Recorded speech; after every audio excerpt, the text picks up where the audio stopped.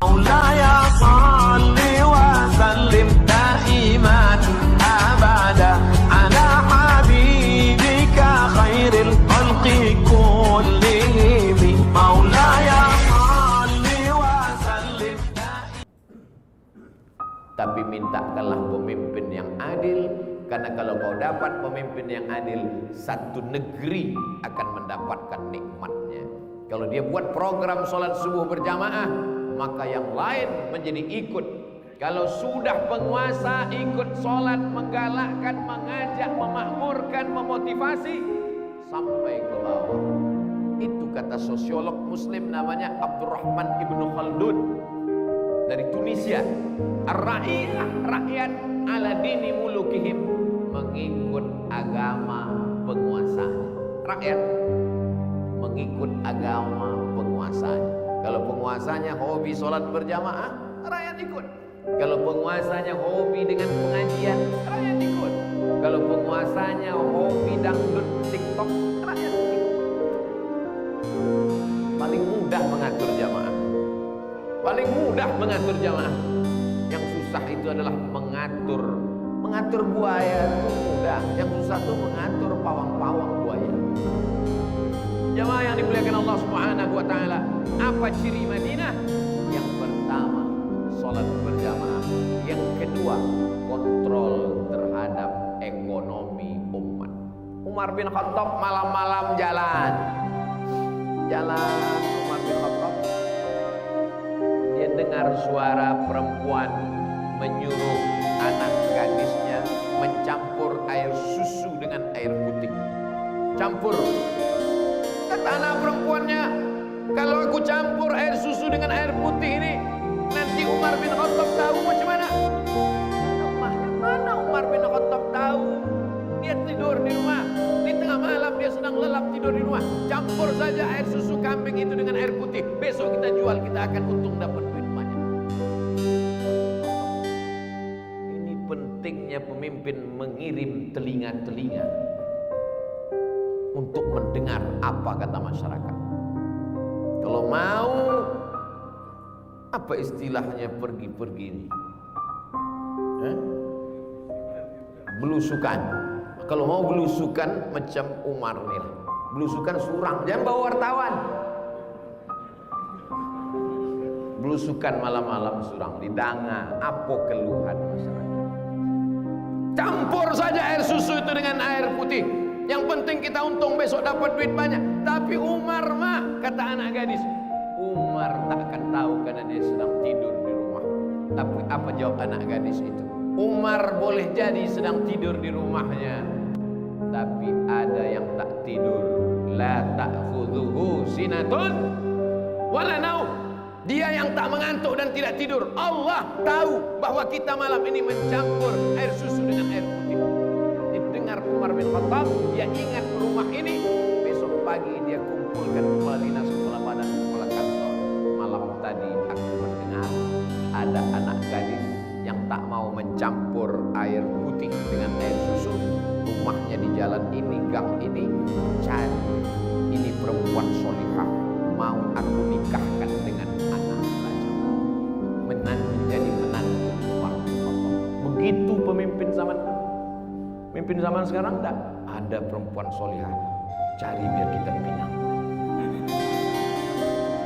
Dinikahkanlah dengan anak Umar bin Khattab, lahirlah anak cucu cicit, lahirlah keturunan dari anak laki-laki yang soleh, anak Umar bin Khattab, dengan perempuan yang tak mau mencampur air susu dengan air putih ini, lahir anak cucu. Salah satu cucunya adalah, itulah dia Umar bin Abdul.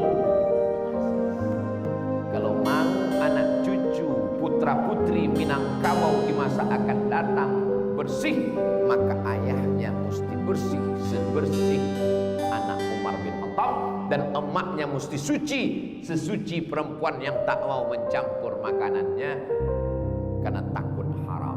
Jadi kalau ada pemimpin yang tegas masalah timbangan, pemimpin yang tegas masalah pendapatan, pemimpin yang tegas masalah zakat, efeknya bukan untuk sekarang tapi untuk generasi akan datang.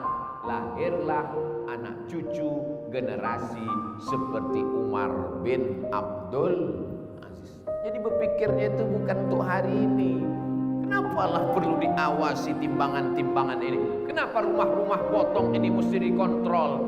Karena setetes darah dari semangkuk katupek gulai pagi, dari semangkuk bubur kacang hijau, jangan engek-engek meniti air liu, dari semangkuk yang haram berhasil keluar setetes darah. Setetes darah masuk ke tangkai jantung, dari jantung disemprotkan naik ke otak, isi otak menjadi haram. Nasiyatin kadzibatin khati'ah, ubun-ubun kotor. Gara-gara apa? Gara-gara makan haram. Pemimpin bertanggung jawab supaya masyarakat jangan sampai makan haram kalau mau mengikut madani. Jangan hanya subuhnya madani, tapi pasarnya tidak madani. Jangan hanya subuhnya madani, tapi pola pikirnya tidak madani. Berawal dari subuh madani, zuhur madani, asar madani, maka kita menerapkan seperti yang ada di kota Al-Madinah Al-Munawwarah. Pertama, ibadah. Yang kedua, pasar. Kombinasi fid dunya hasanah wa fil akhirati hasanah. Yang ketiga, masyarakat diajak bekerja sama. Ini ciri Madinah ini. Ada muhajirin, ada ansor, ada aus, ada khazraj, ada non muslim, Bani Nadir, Bani Quraizah, Bani Qainuqa, orang Khaybar. Muhajirin, ansor, aus, khazraj, Bani Nadir, Bani Quraizah, Bani Qainuqa, Khaybar, dan lain-lain. Jangan bayangkan kota Madinah itu hanya satu masyarakat saja. Kota Madinah terdiri dari beberapa unsur yang ada.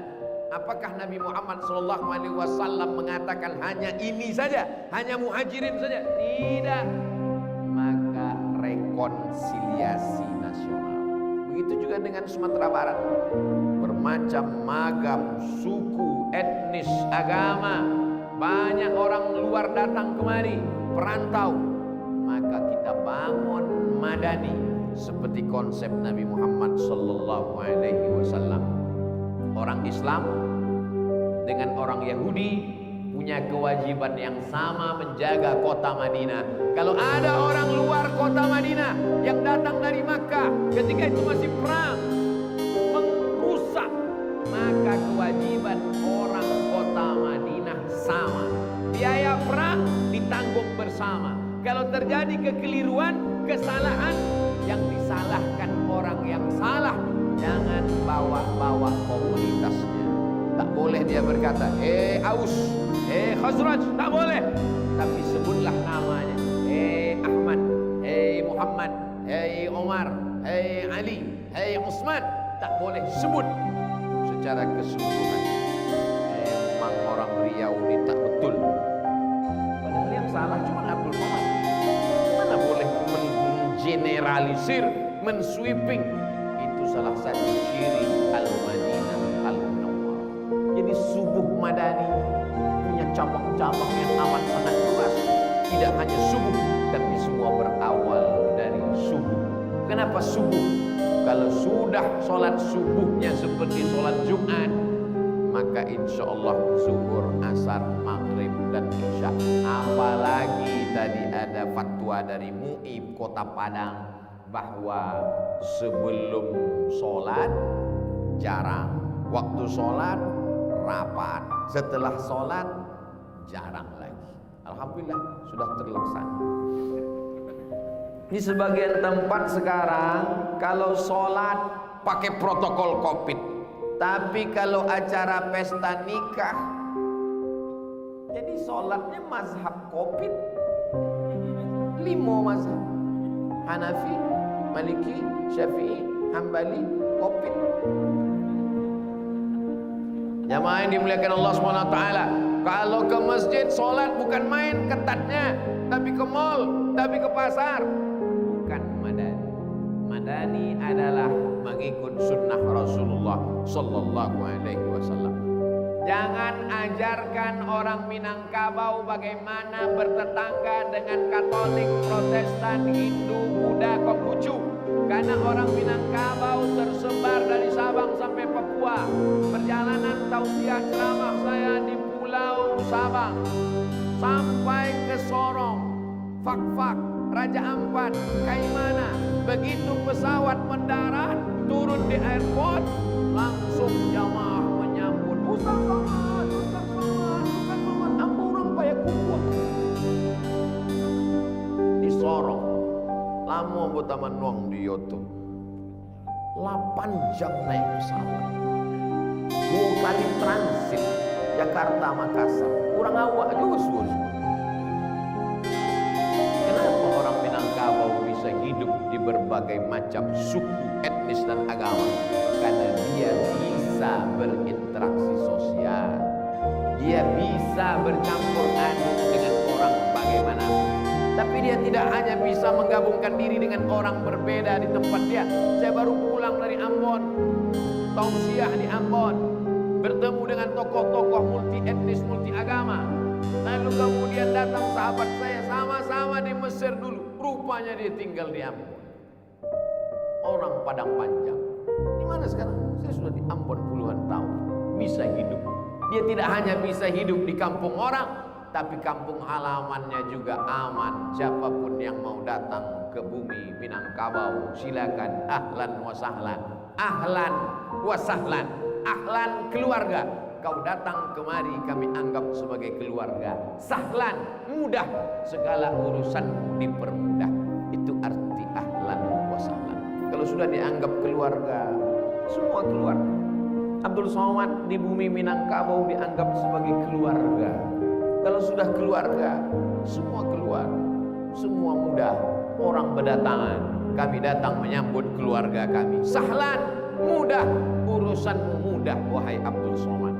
Kalau bisa dipermudah, kenapa dipersulit? Sekarang dibalik orang. Kalau bisa dipersulit, kenapa dipermudah? Man yassara an mu'sirin, siapa yang memudahkan kesulitan orang di dunia, yassarallahu anhu yaumal qiyamah, dimudahkan Allah pula urusannya pada hari kiamat. Man farraja an muslimin kurbatan min kurabid dunia, siapa yang memudahkan orang dari satu kesulitan dunia, farrajallahu anhu kurbatan min kurabi yaumil qiyamah, dimudahkan Allah pula segala urusannya hari kiamat. Tapi maksud saya memudahkan urusan orang karena kita hidup majemuk berbagai macam suku bangsa, mudahkan dalam interaksi sosial. Bukan berarti pegawai ASN ini lalu memudahkan sesuai dengan aturan yang berlaku. Skala besar Negara Kesatuan Republik Indonesia, skala kecil ada aturan-aturan perda yang ada di bumi Minangkabau. Ada Basandi syarat Basandi kita. Poin yang keempat, ada masyarakat secara umum. Diperkecil lagi masyarakat khusus. Diperkecil lagi masyarakat khusus. Ada masyarakat pilihan. Siapa itu? PNS, pegawai negeri sipil. Dulu disebut PNS, sekarang ASN, pegawai negara. Ini orang yang khusus. Ini komunitas 4, poin keempat. Ada orang-orang khusus. Kalau ada 2 orang laki-laki, yang satu duitnya banyak, kebunnya luas, mobilnya mewah, swasta. Yang satu PNS, meminang anak gadis ibu. Yang ibu terima, yang swasta apa PNS? PNS. Tapi kadang orang PNS tak merasa bahwa jabatan PNS ASN ini nikmat. Kenapa? Karena dia sudah lama lulus. Bahkan ada orang menganggap ini biasa-biasa saja. Kita karena punya telunjuk, kita tidak menganggap telunjuk ini istimewa. Karena kita menengok. Tapi orang yang tak punya telunjuk, disitulah baru di waktu tasyahud. Apa yang mau diangkat? Mohon maaf, yang tak punya telunjuk jangan tersinggung. Hanya sekedar contoh saja. Artinya apa? Ini nikmat besar. Orang PNS ini dalam hadis dikatakan idza mata ibnu Adam, idza matal insan, dalam Sahih Muslim, inqata'a, putus. Kalau anak Adam manusia ini mati, putus.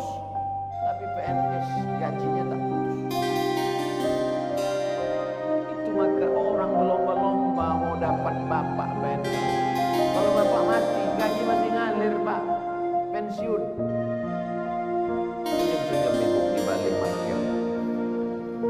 Maka menjadi PNS ini kenikmatan, menjadi PNS ini keberuntungan. Kalau mau tahu bagaimana nikmatnya PNS, tanyalah sama orang yang tak lulus-lulus PNS. Pulanglah Abdul Somad membawa 2 ijazah, LC di kanan, MA di kiri. LC, MA. Pekerjaan pengacara, pengangguran banyak acara. Pergi ke Kabupaten Kampar, ada tes CPNS, penyuluh agama Islam, kantor urusan agama. Ditulis di map saya 62. Apa maksud 62 kok, Pak? Yang sudah mendaftar mau jadi penyuluh ini 62. Wah, angnan 62. Waktu itu lo jadi ustaz lain. Tertulis di map tuh 62. Jadi penyuluh di kecamatan. Jadi yang mendaftar 62 ya. Yang mau diterima berapa? Macam masuk ke lubang jarum. Pas hari tes, bertepatanlah hari tes penyuluh dengan tes dosen. Penyuluh dosen. Tengok saingan dosen kan lulus dosen. Sempat saya jadi PNS. 10 tahun saya menjadi PNS sampai akhirnya terjadi sesuatu dan lain hal. PNS adalah cita-cita tertinggi emak-emak di dunia. Kok Ustaz tahu? Emak saya cita-citanya gitu. Kau mesti jadi dosen. Kau mesti jadi pegawai. Aku ingin punya anak pegawai. Rupanya PNS itu cita-cita emak saya. Setelah dia meninggal, saya pun tak PNS. Jadi saudaraku yang sekarang punya NIP, bangga. Dulu saya kalau tanda tangan acara di mana-mana, aku terus NIP-nya Pak 1911. Kini NIP Pak luput. Jadi yang punya jabatan yang ada ini nikmat, tapi nikmat ini nanti diminta pertanggungjawabannya di hadapan Allah. Faman ya'mal mithqala dzarratin khairan yarah, sebesar biji sawi. Kalau ada PNS Kota Padang yang curang, maka satu Kota Padang akan menuntut dia di hadapan Allah Subhanahu wa taala. Kalau ada PNS Pemprov yang gagal mengatur dirinya di hadapan Allah, satu provinsi menuntut dia di hadapan Allah. Ya'ti yaumal qiyamati bi salatin. Ada orang yang datang menghadap Allah, salatnya banyak, wa siyamin, puasanya banyak, wa zakatin, zakatnya banyak, wa hajjin, hajinya banyak. Datang menghadap Allah, pahalanya 10 kontainer. Tapi yang mengantri menuntut dia 5,5 juta orang. Satu bumi Minangkabau menuntut mengambil solatnya, mengambil baca Qur'annya, mengambil hajinya, mengambil umrohnya, mengambil zikirnya, mengambil zakatnya, mengambil wakafnya. Faniyat hasanat, habis amalnya. Yang mengantri masih panjang. Belum yuqda alaih, belum putus perkaranya, karena yang menuntut masih panjang. Ukhidat khotoyahum, diambil dosa mereka yang pernah dia makan haknya, yang pernah dia persulit urusannya, diambil haknya. Turihat ilaih, diambil dosa mereka, dicampakkan kepada dia. Summa turihat finnar, masuk dalam neraka jahannam. Inilah orang masuk neraka bukan karena tak sholat, masuk neraka bukan karena tak zakat, masuk neraka bukan karena tak haji, masuk neraka karena curang, tak amanah, pengkhianat. Wa may yaghlul, siapa yang curang, ya'ti bima ghalla yaumal qiyamah. Siapa yang curang, dia akan memikul kecurangannya pada hari kiamat. Hai anak-anakku yang suka makan-makan tapi bayarnya tak full, makan tahu isi 3 3 bayar 2, kau pikul tawisimu nanti. Jadi semua kecurangan kita akan kita pikul Pak Ustadz ya. Makanya nanti di akhirat itu di padang mahsyar ada yang memikul Kijang Innova, ada yang memikul Avanza, ada yang memikul Nissan, mobil-mobil dinas dulu. Semua akan kita pikul di hadapan Allah Subhanahu wa taala. Semua akan diminta pertanggungjawaban. La tus'alunna yauma idzin 'anin na'im. Yang lalu tak dapat diulang balik, apa boleh buat? Banyak-banyak solat sunat taubat, banyak-banyak mandi taubat, banyak-banyak beristighfar, banyak-banyak berzikir, banyak-banyak baca Quran, banyak-banyak berdoa. Tapi masa akan datang kita tatap. Saya tak ingin gara-gara tausiah ini semua PNS mengundurkan diri macam saya. Bukan itu maksud saya. Ini jangan-jangan Buya kau berapi-api dia sakit hati keluar. Enggak. Tetap PNS Pak. Ustaz Somad, saya tak tahan lagi di dalam. Saya mau keluar saja. Mau ngadulah jamaah nih ke saya. Mudah-mudahan biasa orang stres banyak ecek. Sesudah itu bertanya, kalau Bapak keluar dari situ, yakinkah yang menggantikan Bapak orang lebih baik dari Bapak? Indah, bertahan saya di situ. Tapi banyak fitiah Arabnya Buya, agi kamu. Akan ambo salurkan untuk kepentingan orang banyak. Kau nomor rekening Yayasan Tabung Wakaf Umat, bukan untuk kami, bukan pribadi. Tapi bukan berarti puluh ikut laundry, cuci uang, tidak. Ini semua adalah karena uang-uang umat terus dibalik kepada umat. Tapi jangan kau sangka kau sudah selamat dari hadapan Allah Subhanahu wa taala. Kita akan diminta pertanggungjawaban sebesar tapak kaki semut yang hitam di atas batu yang hitam di tengah malam yang gelap, akan diminta tanggung jawab. Sebesar ujung rambut, sebesar ujung jarum, akan dipertanggungjawabkan di hadapan Allah Subhanahu wa taala. Kalau takut karena KPK, KPK tidur. Kalau takut karena Inspektorat Jenderal, Inspektorat Jenderal mengantuk. Tapi kita takut karena Allah Subhanahu wa taala. Ismasita, hidup sesuka hatimu. Kau hidup dengan cara Fir'aun, silakan. Mau hidup dengan cara Qarun, silakan. Mau hidup dengan cara Namrus, silakan. Fa innaka mayyit. Kau akan mati, kau akan sakaratul maut, kau akan menghadap Allah Subhanahu wa taala. Jam 6 dimulai, jam 7 berakhir. Tetap 60 menit, 600 ml. Selamat melaksanakan subuh madani, launching subuh ini sampai hari kiamat insyaallah. Amin ya rabbal alamin.